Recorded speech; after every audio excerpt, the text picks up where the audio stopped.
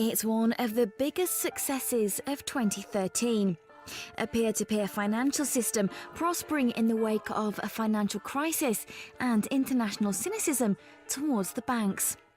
Bitcoin's currency has broken the $1,000 mark for the first time, and after being under the radar for the last few years, it's now getting attention in the mainstream media. But just what do we know about this cultural phenomenon?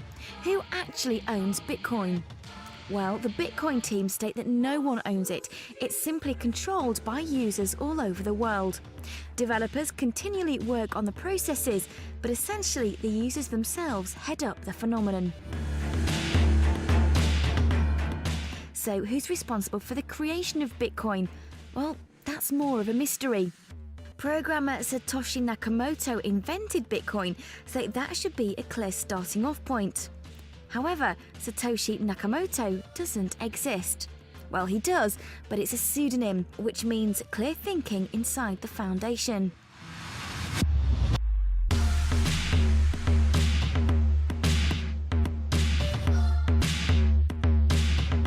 The appetite to uncover the identity or identities of Nakamoto is tremendous.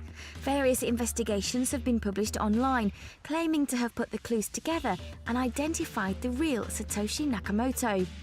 The New Yorker recently published a piece by Joshua Davis in which he claimed to have identified the mystery man or woman.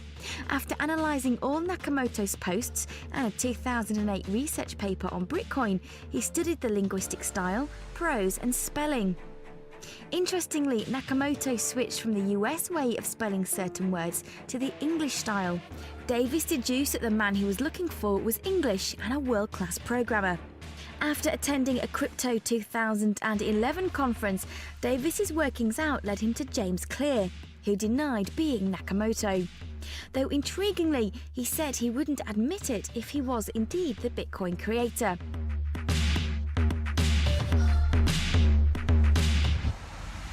On the back of the New Yorker piece, other armchair detectives set to work. Adam L. Pennenberg, a journalism professor at NYU, had also been trying to find out who Satoshi Nakamoto really was. He didn't share Davis's belief that James Clear was the wanted man. Instead, came to the conclusion that there were three men in the frame. Pennenberg's investigations kicked off in earnest when he discovered a patent for a system and method of providing secure communications with an application date of 3 days before the domain name for Bitcoin was registered. The three inventors listed on the patent are Neil King, Vladimir Oxman and Charles Bry. Pennenberg set about attempting to link them to Satoshi Nakamoto. There were various compelling points made in his article to tempt us into believing that any of these men could be Nakamoto, such as their previous areas of expertise, their links to a similar technology, and in the case of Neil King, an apparent skepticism about the financial system. Interestingly, Pennenberg states in his investigation that the point isn't to confirm the identity of the creators, but to show just how circumstantial evidence, which is what the New Yorker based its conclusions on, isn't synonymous with the truth. He adds, "I doubt the New Yorker found the right guy. I also believe that our evidence is far more compelling, yet we also probably haven't nailed it either." But has the NSA got the right guy? Back in 1996, they wrote this super catchy document called How to Make a Mint, the Cryptography of Anonymous Electronic Cash, which basically says something like Bitcoin will happen at some point.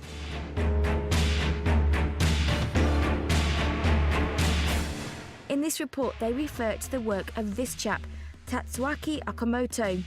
Many Bitcoin experts are convinced this is the man behind Satoshi Nakamoto, with some wondering if Nakamoto is the brainchild of Okamoto in conjunction with Satoshi Abana. The combination of their names could certainly be a clue.